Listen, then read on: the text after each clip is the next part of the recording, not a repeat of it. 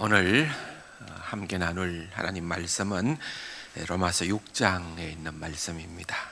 오늘과 다음 주일과 함께 볼 말씀인데 1절에서부터 14절까지를 우리가 같이 한번 읽도록 하겠습니다.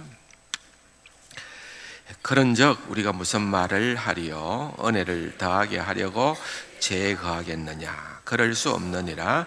죄에 대하여 죽은 우리가 어찌 그 가운데 더 살리요? 무릇 그리스도 예수와 합하여 세례를 받은 우리는 그의 죽으심과 합하여 세례를 받은 줄을 알지 못하느냐?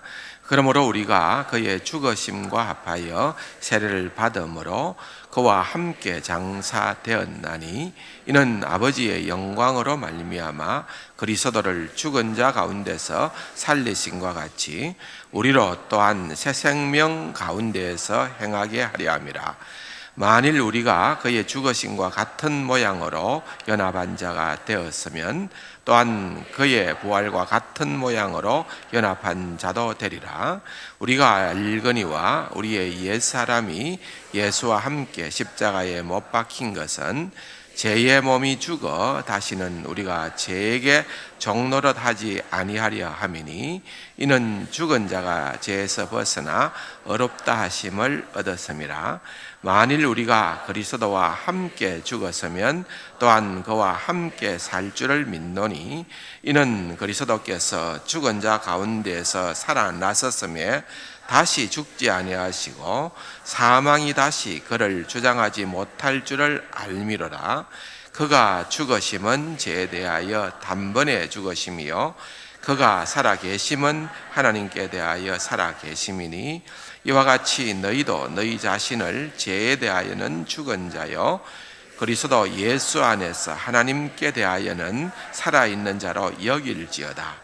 그러므로 너희는 죄가 너희 죽을 몸을 지배하지 못하게 하여 몸의 사욕에 순종하지 말고 또한 너희 지체를 불의의 무기로 죄에게 내주지 말고 오직 너희 자신을 죽은 자 가운데서 다시 살아난 자 같이 하나님께 드리며 너희 지체를 의의 무기로 하나님께 드리라. 죄가 너희를 주장하지 못하리니 이는 너희가 법 아래 있지 은혜 아래 있음이라. 아멘. 진짜 중요한 말씀을 정말 이제 복된 말씀을 이제 오늘 좀 함께 나누려고 생각을 합니다. 정말 우리에게는 익숙해져 있기는 하지만은 이게 진짜 어마어마한 비밀이거든요. 복음의 비밀이라는 것이 물론 계시된 비밀이기는 하지만은 이제 복음을 우리가 제대로 안다는 것은 우리의 삶이 완전히 달라지는 거예요. 완전히 달라지는. 그래서 사도 바울이 지금 그걸 우리에게 주고 싶어 하는 거죠. 특별히 이제 말씀을 준비하면서 6장에 와서 이 말씀을 깊이 관찰을 하면서 이 비밀이 너무 크다. 이 비밀을 저도 물론이거니와 우리 세간가족 모두가 제대로 알고 신앙생활을 하면은 정말 좋겠다. 정말 좋겠다. 진짜 최고다라고 하는 그런 어떤 기쁨이 제게는 주어졌어요. 그래서 정말 이 시간에 큰 기쁨을 같이 말씀을 통해서 나누곤 싶은데 이제 시간도 제한되고 또 분량은 많고 뭐 이러다 보니까 얼마나 잘 나눌 수 있을런지 쉽지는 않습니다. 그러나 아무튼 이 비밀이 너무 크고 너무 놀랍다 하는 것을 전제로 하면서 이제 이 비밀을 한번 덜추내 보기를 원하는 거예요. 복음이라는 게요. 복음이라는 거는 축약된 단어로 설명을 하자면은 이제 얻은 의라고 볼 수 있습니다. 받은 의, 얻은 의라는 거죠. 선물로 받았다는 거예요. 선물로. 구원은 내가 노력해서, 내가 정말 도덕적으로 잘 살아서, 내가 선행을 행해서, 그렇지 않으면 내가 율법을 완벽하게 지켜서 얻는 것, 내가 획득한 것이 아니고, 복음이라는 것은 주어진 선물이라는 거예요. 사도 바울이 얘기하는 것이 바로 이것입니다. 그래서 그것을 은사다, 은혜다, 선물이다, 그렇게 묘사하지 않았습니까? 근데 이게요, 사실은 우리 기독교만 가지고 있는 유일한 진리입니다. 세상 그 어떤 종교나 철학에서도 이런 주장은 없어요. 하나도 없어요. 구원을 이루기 위하여는 뭔가 내가 해야 돼요. 내가 공로를 쌓아야 되고, 공덕을 쌓아야 되고, 선행을 해야 되고, 그 결과로 우리에게 주어지는 것이 구원이라고 주장을 합니다. 우리 기독교는 그걸 인정하지 않습니다. 사도 바울이 복음이라고 얘기한 거기에는 모든 것이 다 외부적인 거예요. 위로부터, 하나님께로부터 우리에게 주어지는 선물이다. 이게 놀랍다는 거예요. 그런데 문제는 어디에 있는가 하면은 이것을, 이 비밀을 충분히 알지 못할 때에, 또 이것을 오해하게 되면은, 그러면은 내가 도덕적으로 선하게 살 필요가 없겠네, 구원하고 상관없는 일이기 때문에 나는 그냥 내 하고 싶은 대로 마음껏 내가 제된 욕망대로 살아도 상관이 없겠네, 그런 생각을 할 수도 있고, 또는 그렇게 바울을 비판할 수도 있다는 거죠. 심지어는 우리가 5장 20절에 있는 말씀처럼 사실 죄가 더한 곳에 은혜가 넘친다라는 이것도 우리가 정말 얼마나 죄인된 자들이었나요? 도무지 우리의 자력으로는 해결할 수 없는 그런 상황 가운데에서 정말 우리가 오직 하나님의 은혜로만 구원을 받았다는 사실이 너무나도 감사해서 우리가 그런 고백을 하는 거예요. 그런데 이걸 역으로 이용하는 거예요. 사도 바울이 그렇게 했지 않느냐, 죄가 더한 것에 은혜도 넘친다 하니까 은혜를 더 넘치게 받으려면 더 많이 죄를 지어야겠구나, 이런 터무니없는 맹랑한 주장을 하게 된다는 거예요. 그래서 6장 1절에 그런즉 우리가 무슨 말 하리요? 은혜를 더하게 하려고 죄에 거하겠느냐? 은혜를 더하게 하려고 죄에 거하겠느냐? 그렇게 서두를 여는 것입니다. 복음을 잘못 이해하고 손가락질하고 비방하고 비판하는 그러한 무리를 향해서 사도 바울은 다시 한번 복음이 어떤 것이냐, 진짜 복음을 알고 복음의 비밀을 깨닫게 된 자는 어떤 삶을 살 수밖에 없느냐 하는 것을 설명하기 시작하는 것입니다.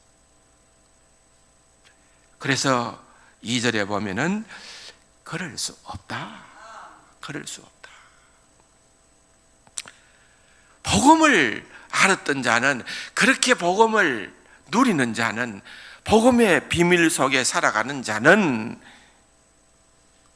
죄를 마음껏 대놓고 지을 수 있는 그런 사람은 없다, 그 말입니다. 어떻게 설명을 하고 있습니까? 6장 가운데에서 가장 중요한 단어가 여기 등장하는데 그럴 수 없느니라. 다음에 한번 따라해 봅시다. 죄에 대하여 죽은 우리가. 자, 우리를 어떻게 설명하는가 하면은, 물론 로마 교회의 성도들을 향해서 얘기를 하지만은 우리 모두가 여기에 해당합니다. 우리를 설명하기를 어떻게 설명하느냐? 죄에 대하여 어떻게 해요? 죽었다. 죄에 대해서 죽었다. 여러분 옆에 계신 분들하고 이거 너무 중요하니까 같이 나눕시다. 나는 죄에 대해서 죽었습니다.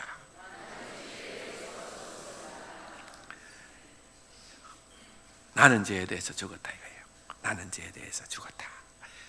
여러분 계속 이를 암송해 보시오. 나는 죄에 대해서 죽었다. 나는 죄에 대해서 죽었다. 나는 죄에 대해서 죽었다. 그런데 그러면은 나는 죄에 대해서 죽었다고 했는데 죄에 대해서 죽었다는 게 무슨 의미입니까? 뭘 의미하느냐는 거죠. 예? 죄에 대해서 죽었다는 것. 이게 굉장히 중요한 말이다. 6장에서 최고로 중요한 단어다 했는데, 그러면은 죄에 대해서 죽었다 그렇게 고백을 하는데 죄에 대해서 죽었다는 게 뭘 의미하느냐, 그걸 아는 게 더 중요하다는 거죠. 죄에 대해서 죽었다. 이게 너무 중요하기 때문에 아닌 것을 좀 얘기를 해드리겠습니다. 첫 번째 아닌 것은요, 내가 죄에 대해서 죽었다. 내가 구원받고 하나님의 자녀가 되었기 때문에 나는 죄에 대해서 죽은 자다 할 때에는 나는 더 이상 죄를 짓지 않는 자다라고 하는 말이 아니라고 말입니다.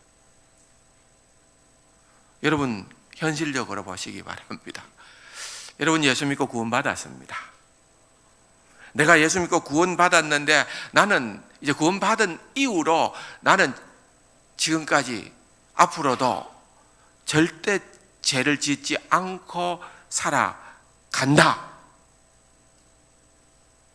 가능한 일입니까? 불가능합니다. 시체는 무감각하고 무반응을 보일 수가 있습니다. 그런데 여러분 죄에 대해서 죽었다라는 것이 나는 다시는 죄를 짓지 않는다라는 것을 의미하는 말은 아니라는 거예요. 그렇게 오해해서는 안 된다는 것입니다. 두 번째로는 또 다른 아님은 무엇인가 하면은 내가 더 이상 죄를 짓지 않는다라고 그렇게 이해를 해서도 안 된다는 것입니다. 죄에 대해서 죽었다. 난 죄에 대해서 죽었다는 것은 앞으로 나는 적어도 죄를 짓지 않고 살아가는 자다. 여러분 가능하지 않잖아요. 그런데 이것은 정확합니다. 사도 바울이 여기에서 주장한 것은 정확합니다. 죄에 대해서 죽은 우리다는 말은 이미 죄에 대해서 우리가 죽었다는 말이에요. 영어 성경에 보면은 we died to sin이라고. 우리가 죄에 대해서 죽었다는 거예요. 앞으로 죽겠다가 아닙니다. 앞으로 죽는다가 아닙니다. 죄에 대해서 죽었다 그 말입니다. 첫 번째가 너무 멀리 갔다면은 두 번째 이해나 해석은 충분히 못 간 걸 의미하는 것입니다. 또 죄에 대해서 죽었다라는 것은 내가 죄에 대해서 서서히 죽는다. 신앙생활을 하다 보면은 점점 나는 죄가 줄어든다. 그렇게 이해할 수 있는 말도 아니라는 겁니다. 서서히 죽어서 소멸된다, 그런 의미도 아니라는 겁니다. 왜냐하면은 바울이 사용한 여기에 죽은이라는 이 단어는 그렇게 서서히 죽는다라는 것보다는 훨씬 더 강한 의미를 가진 단어예요. 게다가 이 동사는 부정동사라는 시제를 가지고 있는데, 그것은 단순히 과거에 일어났던 한 사건을 묘사하는 동사입니다. 그렇기 때문에 지속적인 과정을 나타내는, 표현하는 단어가 아니에요.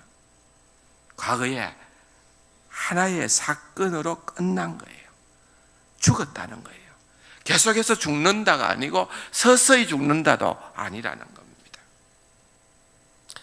또 이 말은 죄를 버렸다, 내가 죄를 버렸다, 이렇게도 볼 수가 없다는 거예요. 왜냐하면은 자세히 이제 살펴보겠습니다만은 3절부터 시작되는 그 내용을 보면은 그리스도와의 연합으로 소개를 하고 있어요. 이 죄의 문제가 어떻게 소멸되고 사라지느냐?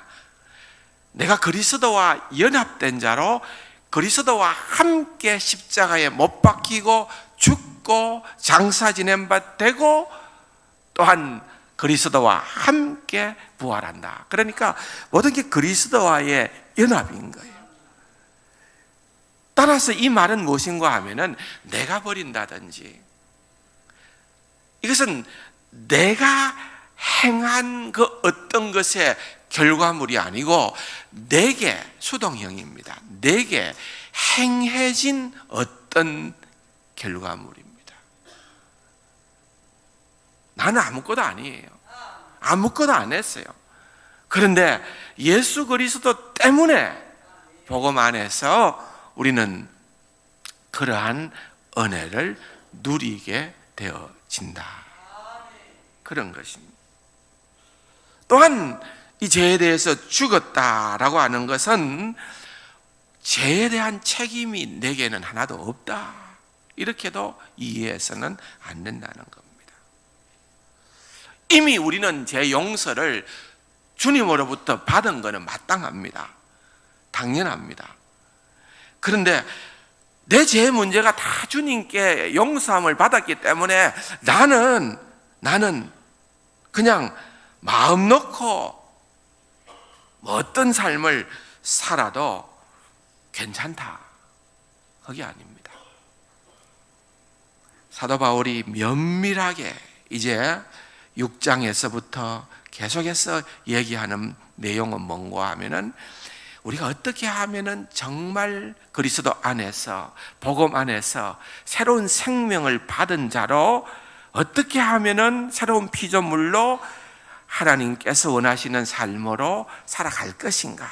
그럼에도 불구하고 우리 속에 있는 이 죄의 문제가 여전히 우리에게는 숙제이기 때문에 이걸 어떤 식으로 처리할 것인가, 다룰 것인가 라고 하는 부분들을 아주 심도 있게 다룹니다.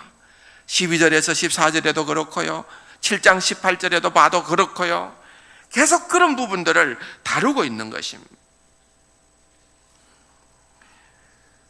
그러나 바울이 이야기하는 바는 우리가 이미 다루었습니다마는 로마서 1장 18절에서 32절, 우리가 그리스도 밖에 제 안에서 살아갈 때는 우리는 죄의 노예였다는 거예요. 그리스도 밖에 있었던 자들은 누구나 할 것 없이 죄의 노예였기 때문에 우리는 죄의 욕망대로만 살아갈 수밖에 없었어요. 우리가 선택하고 우리가 거부할 수 있는 그러한 힘과 능력은 우리에게는 조금도 없었습니다. 그런데 이제 우리가 그리스도 예수 안에 들어온 자가 되었을 때에, 이제는 죄가 우리를 왕노릇하는 그러한 존재가 아니라 우리의 주인이 바뀌어버린 거예요. 예수 그리스도로 바뀌어 버린 거예요. 그래서 예수 그리스도로 바뀐 자들은 더 이상 죄에 대하여서 그런 지배를 받을 수 없는 자들이라는 것입니다. 왜냐하면 우리의 삶 속에서 새로운 능력이 역사해서 저와 여러분들을 주관하고 다스리고 있기 때문에, 여러분, 우리가 보통 존재가 아니라 우리가 예수 믿고 하나님의 백성 되었다는 것이요, 이걸 좀 제대로 우리의 신분에 대한 이해를 해야 되는 거예요. 내가 어떤 자인가. 골로새서 1장 13절에 보면은 그가 우리를 흑암의 권세에, 죄의 권세라는 말이죠, 흑암의 권세에서 건져내사 그의 사랑의 아들의 나라로 옮겼다. 여러분, 우리는 소속이 변경됐다는 거예요. 우리는 완전히 우리의 소속이 변경됐다는 거예요. 사도행전 26장 18절에서는 복음은 그 눈을 뜨게 하여 어두움에서 빛으로 사탄의 권세에서 하나님께로 돌아오게 해주셨다. 그래서 여러분, 우리는 어둠의 자녀가 아니라 이제는 빛의 자녀가 되어졌다는 것입니다. 두 나라의 군대가 전쟁을 해서 싸우고 있습니다. 그런데 한때는 적군이 이겼어요. 그래서 뭔가 우리를 다 삼킬 듯이 했는데 유엔군이 왔어요. 그래서 상황이 역전됐어요. 그래서 우리가 다 잃어버렸던 모든 땅들을 찾고 주권을 찾고 나라를 회복하고 이렇게 되어졌어요. 그런데 다 찾았지만은 아직도 남은 적군의 잔재가 게릴라전을 하고 있는 거예요. 게릴라전을. 비유컨대 이렇다는 거예요. 여러분, 우리가 이 죄의 세력으로부터 꼼짝달싹 못하고 시키는 대로 종노릇 하고 있던 자들이었는데, 이제는 복음 안에서 하나님의 은혜로 하나님의 백성이 되면은 이제는 우리는 새로운 신분자가 된 거예요. 새로운 피조물이 된 거예요.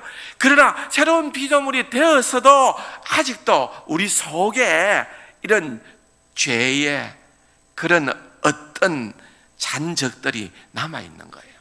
그래서 이것이 우리를 꼬드기는 거예요. 그래서 우리가 예수 믿고 하나님의 자녀가 되었고 새로운 피조물이 되었다고 해도 우리의 때로는 모습이 왜 이랬나? 왜 이렇게 멍청하냐? 왜 이렇게 죄를 짓고 넘어지냐? 왜 이렇게 실패한 인생이 되노냐? 그럴 수가 있다는 거예요.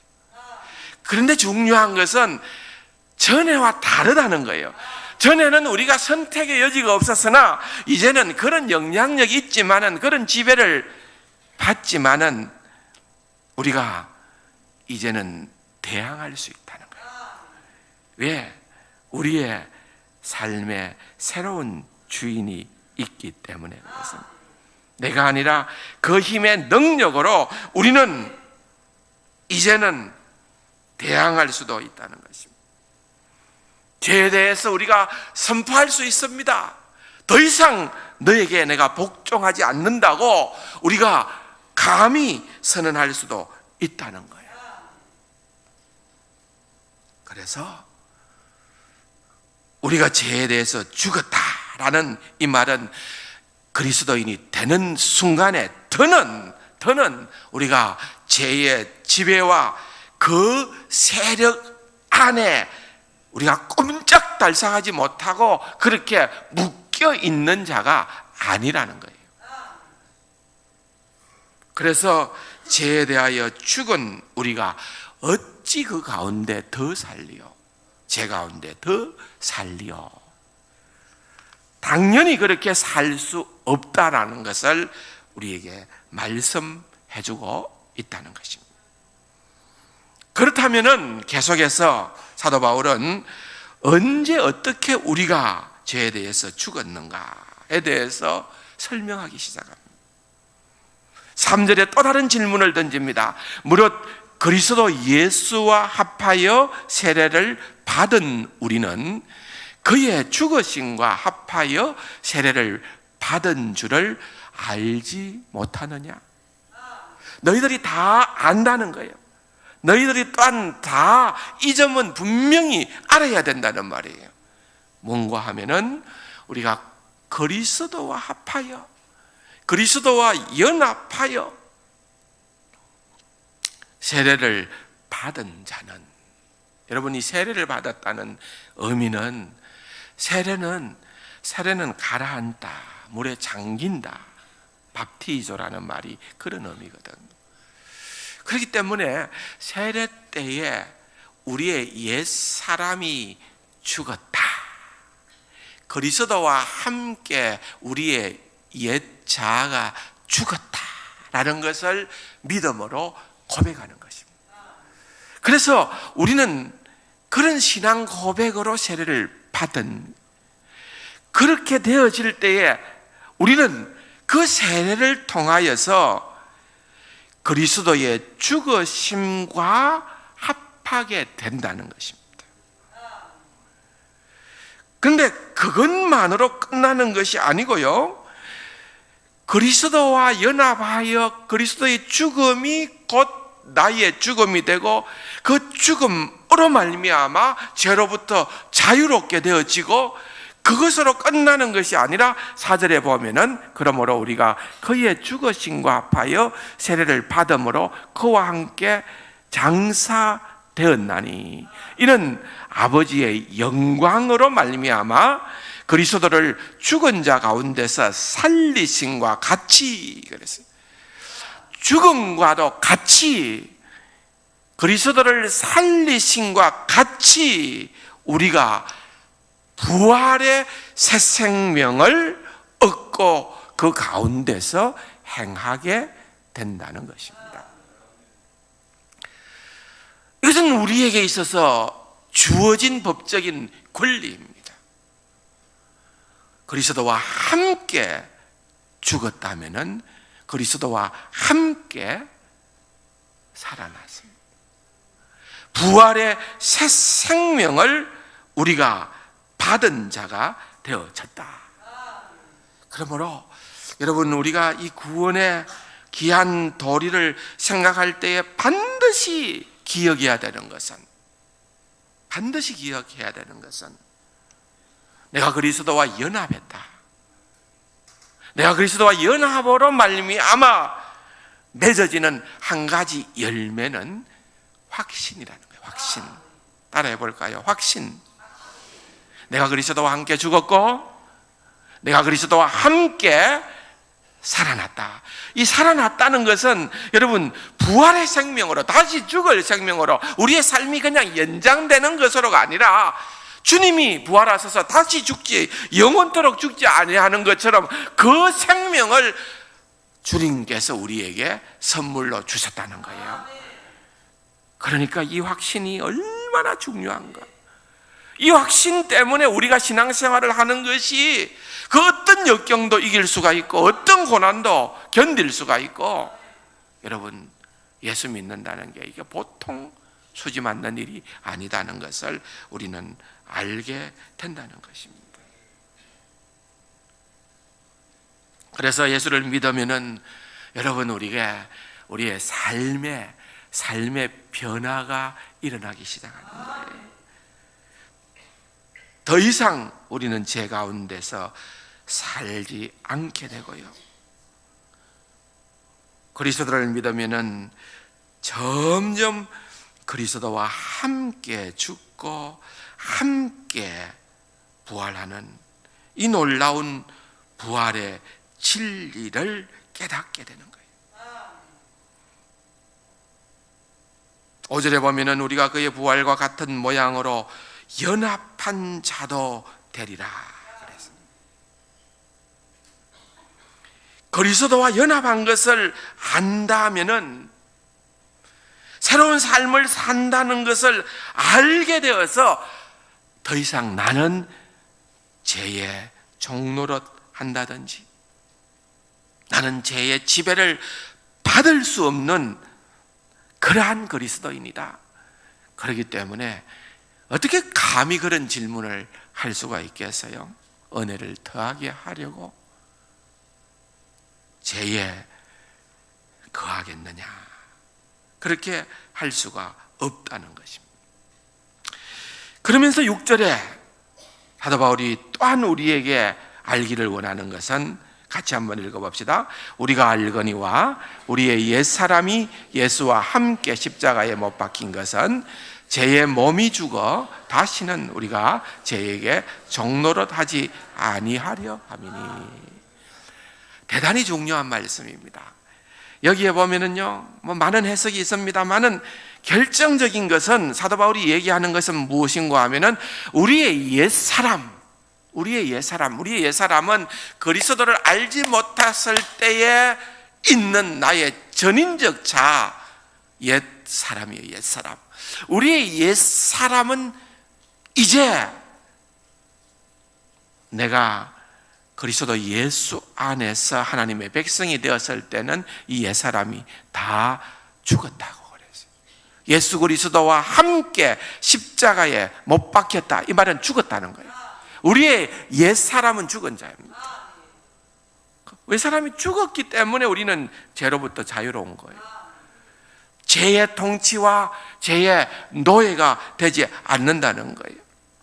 그런데 그렇게 옛사람이 죽은 이유는 무엇인고 하면은 우리의 죄의 몸이 죽어 다시는 우리가 죄에게 종노릇하지 않도록 하기 위해서다.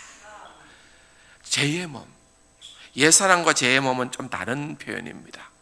여기에 죄의 몸은 죄의 지배를 받는, 죄의 영향을 받는 우리의 몸이라는 말이에요. 그러니까 우리의 몸이 죄의 영향을 받고 있기 때문에 여러분은 우리가 언제나 하나님의 은혜 속에 머물러 있어야 된다는 거예요. 하나님의 은혜 속에 머물러 있게 되고, 그러한 신부님을 우리가 자각할 때에 이러한 죄와 더불어 우리가 싸워 이길 수가 있다. 우리가 또 넘어지고 실수하고 잘못했을 때에는 적극적으로 그 죄를 깨닫게 되고, 죄의 노예가 되어서가 아니라 깨닫고 다시금 우리의 원래적 자리로 돌아오게 된다는 거예요. 가도 돌아오고 또 우리가 선택할 수 있는 그러한 은혜의 자리로 우리가 나올 수 있다는 것입니다. 그리스도인이 아니면은 여러분, 죄를 짓는 것은 당연한 거예요. 아무런 양심의 가책도 없는 것은 당연한 거예요. 그게 정체성입니다. 그러나 한 사람이 그리스도와 연합하면은 이제 그의 정체성이, 신분이 바뀌는 것입니다. 모든 것이 바뀌는 것입니다. 이제 새로운 내가 되는 것입니다. 그리스도인이 죄를 짓는 것은 자기의 정체성에 어긋나게 행동하는 것입니다. 왜 죄를 지을까요? 내가 연약해서 그럴까요? 물론 그럴 수도 있습니다. 그런데 내가 누구인지, 내가 그리스도 안에서 내가 어떤 존재인지, 그리스도께서 나를 위해서 행한 것이 무엇인지를 우리가 잊어버렸기 때문에 죄를 짓게 된다는 것입니다. 그래서 항상 우리는 예수 그리스도께서 나를 위하여 행하신 그 일을 기억하고 또 기억해야 된다는 것입니다. 오직 예수라는 것입니다. 예수 그리스도와 연합. 여러분, 이 중요성을 아무리 강조해도 지나치지 않기 때문에 사도 바울은 어떤 의미에서는 작정을 하고 이 얘기를 반복하는 것입니다. 6절과 7절에서는 그리스도와 함께 죽었기 때문에 우리의 죽음이 과거가 됨으로써 어떤 일이 벌어졌는가에 대해서 초점을 맞춥니다. 8절과 9절은 그리스도 안에서 그리스도와 함께 부활하는 것에 대한 결과를 또한 설명해 주고 있는 것입니다. 그리스도의 부활의 능력으로 우리가 승리를 했고, 또한 우리 안에서 승리할 것을 여러분 보세요. 8절에 우리가 믿고 9절에 알미로다, 그렇게 소개하고 있는 것입니다. 알고 믿고, 알고 믿고, 깨닫고 알고 믿고. 여러분, 우리가 끊임없이 반복하고 또 반복해야 되는 것입니다. 왜 그렇습니까? 그리스도가 영원한 생명으로 부활하셨기 때문에 다시는 죽지 않으시기 때문에 우리도 부활의 생명을 누리게 된다고 9절에서 말씀을 하고 있는 것입니다. 그리고 이 5절에서부터 9절의 말씀을 또 너무 중요하기 때문에 요약해서 10절에 사도 바울이 또 한 번 더 얘기합니다. 같이 한번 읽어볼까요? 이와 같이 너희도 그가 죽으심은 죄에 대하여 단번에 죽으심이요 그가 살아계심은 하나님께 대하여 살아계심이다. 전체적으로 요약한 거예요. 예수 그리스도의 죽으심은 죄에 대해서 단번에 죽었어. 그와 함께 연합된 우리도 죄에 대해서 단번에 죽게 되어졌고, 그가 살아계심은 하나님에 대하여 살아계심이니 우리도 그리스도와 연합한 자로 하나님께 대하여 살아있는 자, 부활의 소망과 부활의 능력을 누리며 살아갈 수 있는 그러한 자로 하나님께서 우리를 만들어 주셨다, 그 말입니다. 그리고 그런 그리스도의 죽으심과 새 생명에 온전히 연합하게 되어질 때에 여러분 11절 말씀 같이 한번 읽어봅시다. 이와 같이 너희도 너희 자신을 죄에 대하여는 죽은 자요 그리스도 예수 안에서 하나님께 대하여는 살아있는 자로 여길지어다. 한번 따라합시다. 여길지어다. 이게요, 읽어보면 로마서에서 지금까지 본문을 내려오면서 사도 바울이 첫 번째로 하고 있는 권면입니다. 사도 바울의 첫 번째 권면이 여기라 하는 거예요. 너희들은 이런 복음의 비밀이 이것이다, 복음의 능력이 이것이다, 복음 때문에 너희들의 신분이 어떤 신분으로 되었는지 아느냐, 너희들은 죄의 문제를 어떤 식으로 해결할 수 있는 능력 있는 그리스도인이 된 줄로 아느냐, 그러면서 얘기하기로 죄에 대하여는 죽은 자로, 그리고 하나님께 대하여는 그리스도 예수 안에서 살아있는 자로, 살아있는 자, 죄에 대해서는 죽은 자로, 그리스도 예수 안에서 하나님께 대하여는 살아있는 자로 너희들이 자신을 그렇게 여겨라, 그렇게 여겨라. 이 비밀이 얼마나 크고 멋있는지요. 여러분, 이제 그 다음 구절들에서 계속해서 설명을 합니다만은 오늘 여기까지만요. 그래서 여러분, 이게 너무 중요합니다. 다 잊어버려도 좋은 것은 오늘 하나는 기억하세요. 따라합시다. 여길지어다. 여길지어다. 여러분, 죄에 대하여서 죽은 자다. 비록 내가 죄 때문에 때로는 실망하기도 하고 넘어지기도 하고 참 탄식하기도 하고 후회하기도 하지만은, 여러분, 사도 바울이 얘기한 것은 그럼에도 불구하고 우리는 그리스도 안에서 새로운 피조물이기 때문에 죄에 대하여는 죽은 자들이다. 죄가 우리를 어찌할 수 없다, 죄가 우리를 마음대로 휘두르는 그러한 존재가 아니라 오히려 우리는 죄에 대하여서, 죄에 대한 어떠한 영향력을 받기는 하지만은 언제든지 우리는 우리에게 주신 능력으로 말미암아 죄에 대해서 대항할 수 있고, 또한 죄를 물리칠 수가 있고, 죄의 가운데서 거하는 것이 아니라 죄에 대하여서 우리가 얼마든지 대적할 수 있는 그런 자 뿐만 아니라 그리스도 예수와 함께, 그리스도 예수와 함께 하나님에 대해서 부활의 새 생명을 누리고 살아갈 수 있는 그러한 자다. 그것을 알고 그렇게 여기고 또 여기라는 겁니다. 여러분 통장에 창고에 늘 마이너스 플러스 왔다 갔다 하는 그런 형편에 있다가 어느 날 보니까 돈이 1억이 들어와 있어요. 와, 내 통장에 1억이 들어와 있어요. 누가 선물로 줬어요. 1억을 줬어요. 누 돈입니까? 내 돈입니다. 내 돈 내가 마음대로 쓰면 됩니다. 그런데 이게 누가 잘못 꼽은 거 아닌가? 또 달라 하지 않는가? 그 돈이 들어와 있어도 그 특권을 누리지 못하고 조마조마하게 살아갈 수 있다는 거예요. 비유컨대. 또 다른 비유는 여러분 노예제도 잘 알잖아요.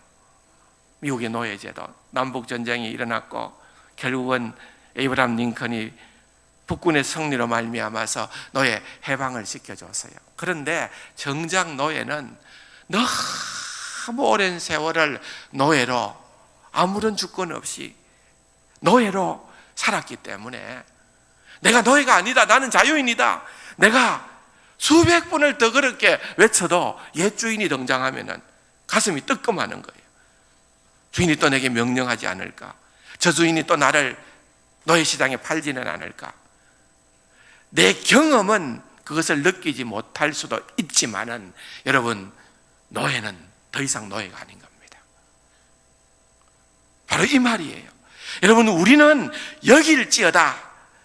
이게 내 경험으로는 그렇게 도무지 안 된다 하더라도 하나님의 법이, 하나님의 말씀이, 복음이 우리에게 그렇게 여기라는 것입니다. 그러므로 이 복음의 비밀이라는 것이 얼마나 우리를 흥분시키는지 몰라요. 우리를 얼마나 멋있는 삶을 살아갈 수 있도록 만드는지 몰라요.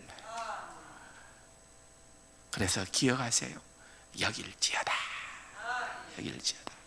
하나님의 백성다운 그러한 사람으로 살아갈 수 있도록 하나님께서 우리를 부르시고 함께 해주시고, 우리가 아직 죄인 되었을 때에 아들을 우리를 위하여 내어주신 그분이 우리의 남은 생애 동안에도 얼마나 우리에게 좋은 것을 아끼지 아니하시고 주실 줄 모릅니다. 우리의 신분을 다시 한번 기억하시고, 여기는 죄에 대하여 죽은 자로 그리스도 예수 안에서 부활의 새 생명을 소유한 자로 여기며 살아가는 귀하고 복된 우리 세간 가족들이 되기를 주님의 이름으로 축원합니다. 좋으신 아버지 하나님, 복음의 비밀을 사도 바울을 통해서 또 로마서를 통해서 우리에게 전수해 주심을 참으로 감사드립니다. 우리는 더 이상 죄의 노예가 아니라, 우리는 더 이상 죄 가운데 살아가는 자들이 아니라 은혜 가운데에서 은혜가 우리를 지배하고 우리 주 예수 그리스도의 크고 놀라운 능력이 우리를 주관하여서 능히 죄를 이기며 살아가는 거룩한 하나님의 백성 될 수 있음을 오늘도 확인시켜 주심을 감사드립니다. 그렇게 기억하며 살아가는 복된 우리 세간 가족들 다 되게 하여 주옵소서. 예수님의 이름으로 감사기도 드립니다. 아멘.